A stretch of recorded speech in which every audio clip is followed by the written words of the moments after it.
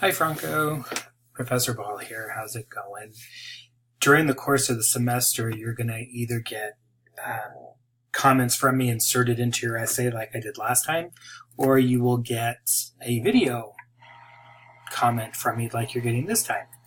So the first thing that I do is I look at MLA format, and I see you have everything you need here.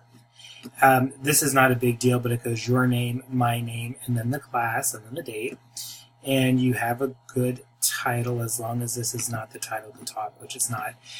Just kind of being nitpicky here, just check out the rules for capitalization because you would probably need to capitalize the P and the H and the D and the N.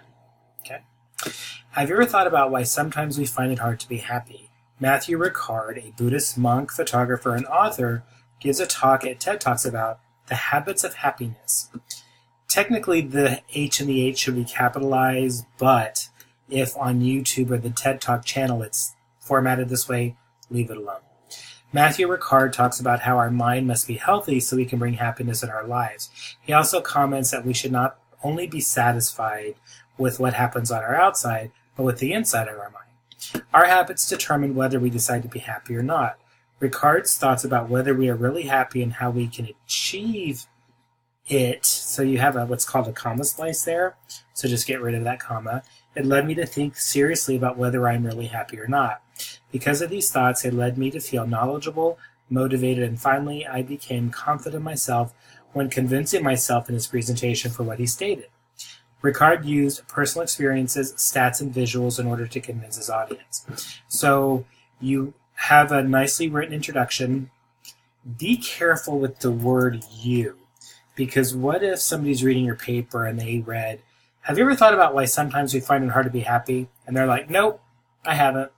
They're done reading your paper. So I wrote here, be careful of the word you because it seems impersonal, even conversational, and it can alienate readers.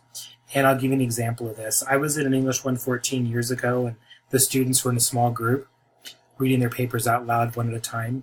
And one of the girls wrote in her first line, do you remember the first time you got your period? Now, Franco, you probably do not. And there was a mixed group. There was like 3 boys and 3 girls in the group. And so I said, hey, Jose, do you remember the first time you got your period? And he looked at me like, what? It's a big deal for women, but men don't get it. So just be careful of the word you. That's my long-winded explanation for it.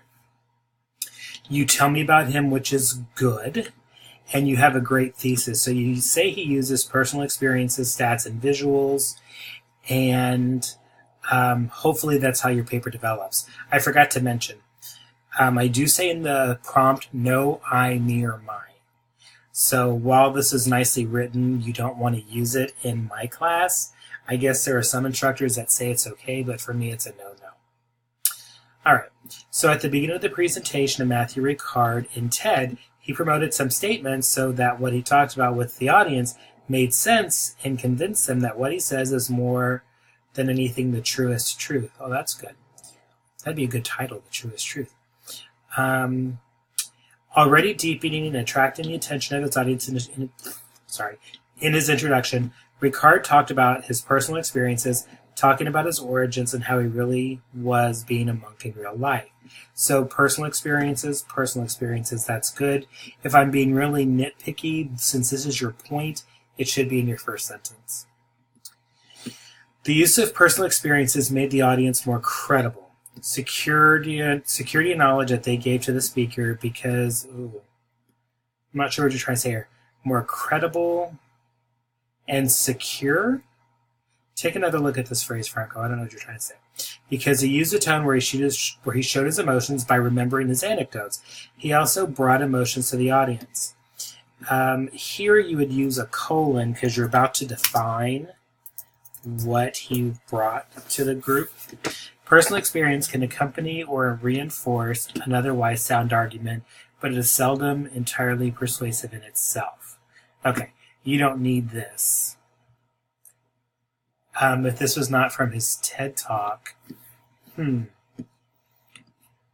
this would not be the proper citation. You would save this for your works cited page. But let me continue and see if it pops up anywhere else. The use of personal experiences makes reference to pathos because what he said appeals to emotion. So that's good. So I said then you can use ethos, logos, pathos, kairos as long as it's not the focus of your paper. And if you just did it as an afterthought or a mention at the end of the essay, at the end of the paragraph, that's good. All right, so you had said personal experiences and then stats or statistics.